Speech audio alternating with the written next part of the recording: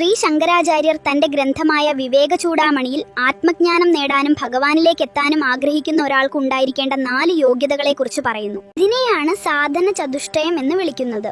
ഒന്നാമതായി വിവേകം. ഈ ലോകത്തിലെ സുഖങ്ങൾ താത്കാലികമാണെന്നും ഈശ്വരൻ മാത്രമാണ് ശാശ്വതമായ സത്യമെന്നും തിരിച്ചറിയുന്നതിനെയാണ് വിവേകം എന്ന് പറയുന്നത്.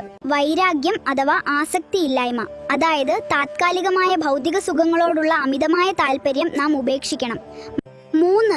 ഷഡ്സമ്പത്തി അഥവാ മനസ്സിനെ പാകപ്പെടുത്താൻ ആവശ്യമായ 6 സ്വഭാവ ഗുണങ്ങൾ. ശമം, മനസ്സിനെ എപ്പോഴും ശാന്തമായി വെക്കുക. ദമം, ബാഹ്യേന്ദ്രിയങ്ങളെ നിയന്ത്രിക്കുക. ഉപരതി, തെറ്റായ കാര്യങ്ങളിൽ നിന്നും ചിന്തകളിൽ നിന്നും മനസ്സിനെ പിന്തിരിപ്പിക്കുക.